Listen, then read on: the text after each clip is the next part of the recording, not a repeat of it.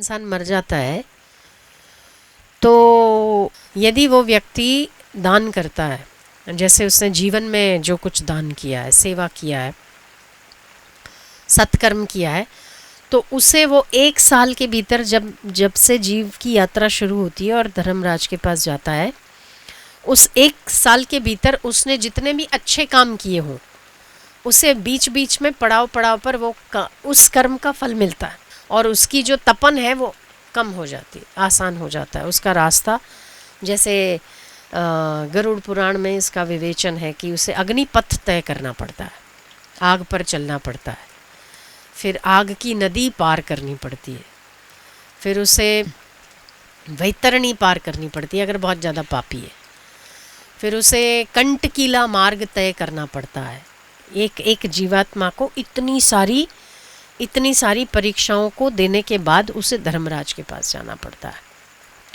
पर जो व्यक्ति के पास सेवा की पूंजी है या जो व्यक्ति नाम जप की पूंजी है या जिसके पास दान पुण्य किया है, जो लोग दान पुण्य करते रहते हैं, भंडारा करते हैं, किसी को अनाज खिलाते हैं, दया करते हैं, या जो लोग सेवा करते हैं, उन लोगों को उस समय में वो किसी न किसी रूप में आपको वो पुण्य प्राप्त होता है, ताकि जैसे आप अग्निपथ पर चल रहे हैं तो आपको वो गरमाइश नहीं लगती, बदले में उसको आपको पानी मिल जाता है। जैसे आपने गाय की सेवा करी है या आपने कोई ऐसी सेवा की है, फिर आपको वही अग्निपथ को पार करने के लिए गाय पार कराती है। कहा जाता है कि वैतरणी नदी बहुत भयंकर होती, जो गरुड़ पुराण में लिखा है। तो जिस व्यक्ति ने पुण्य किया है उस व्यक्ति के लिए गाय खड़ी होती है वहाँ, और उसकी पूंछ पकड़कर आपको वो वैतरणी पार कराती है। जिस व्यक्ति ने पुण्य किया है उसके लिए। जिसने नहीं किया, सत्संग नहीं सुना, सेवा नहीं किया, नाम जप नहीं किया और केवल भोग वासना में लिप्त रहा, उस व्यक्ति को अपने पैरों के बूते पर वो वैतरणी पार करनी होती है, जो कभी भी नहीं कर सकता। तो वो पीड़ित होता है, हृदय उसका बहुत छलनी हो जाता है, उसे बहुत पीड़ा होती है ये सब पार करने में, और वो खूब चिल्लाता है।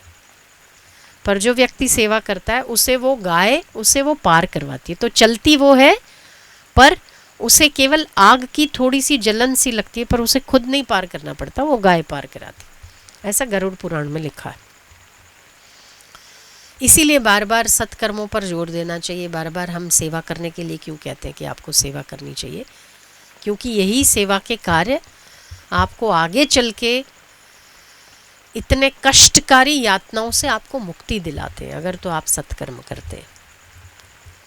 तो इतना लंबा रास्ता पूरा 1 साल लगता है। इसीलिए 13 महीने एक जीवात्मा को दूसरा शरीर धारण करने में लगता है।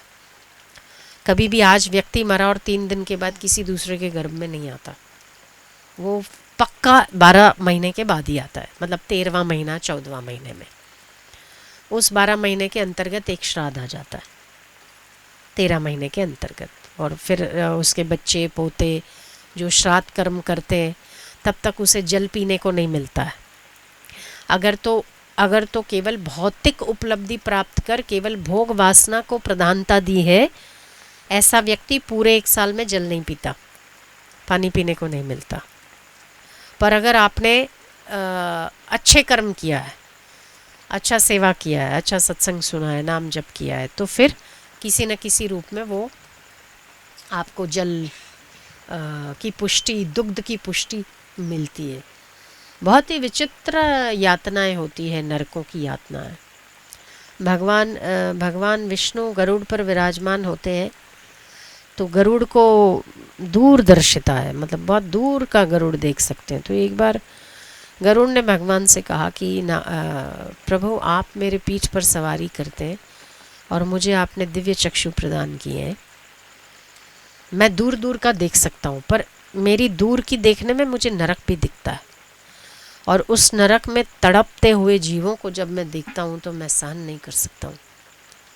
आप कृपा करो और मुझे वो ना दिखे, ऐसा करो कि मैं सब कुछ देख पाता हूँ, क्योंकि वो सबसे ऊपर होते हैं ना, वैकुंठ सबसे ऊपर है और उस वैकुंठ में गरुड़ विराजमान है, तो उसे नीचे का सब कुछ दिखता है और ऊपर से दिव्य दृष्टि है। तो बोले, आप मेरे पीठ पर विराजमान रहते हैं, पर फिर भी मुझे सब कुछ दिखता है पर मैं एक ही चीज़ नहीं देख पाता हूँ। एक तो नरक भोगी की यातनाएं और दूसरा उसका चिल्लाना नहीं सुन सकता हूँ। तो उसके लिए, उस निमित्त के उपाय के लिए कुछ उपाय बताइए। तब फिर भगवान ने उसको उसके प्रायश्चित कर्मों के प्रायश्चित स्वरूप में कुछ ब्राह्मणों के द्वारा, जैसे हम श्राद्ध में भोजन कराना, जैसे हम नारायण बलि करना, ये जैसे आज बछड़े बछड़ी का विवाह करना, कुछ कर्म ऐसे बताए जैसे संतों को, ब्राह्मणों को उनके चरण छूना, चरण धोना, उनकी चरण धूलि को मस्तक पर लगाना, आदि आदि कई प्रकार के जो पुण्य कर्म हैं, उनकी आज्ञा में रहना, उनको प्रसन्न करना, उनको भोजन कराना। तो ये सब जो कर्म है उससे नरक की यातनाएं कम होती है। ऐसा भगवान नारायण ने गरुड़ को कहा कि भाई ये तुम संसार में, इस जगत में इस बात का प्रचार करो कि लोग जितने पाप करते हैं उतने पुण्य कर्म नहीं करते हैं, इसीलिए व्यक्ति नरक की यातनाएं भोगता है। सुख वैभव तो चाहता है पर उसके सामने दान पुण्य नहीं करता है। सुख समृद्धि तो चाहता है, नाम और यश तो चाहता है, पर गुरु की सेवा करना नहीं चाहता। चाहता तो है कि मुझे अधिकार मिले, पर दूसरों के अधिकार को छीनकर अधिकार मिलना पसंद करता है। तो इन सब के पापों के प्रायश्चित के लिए आपको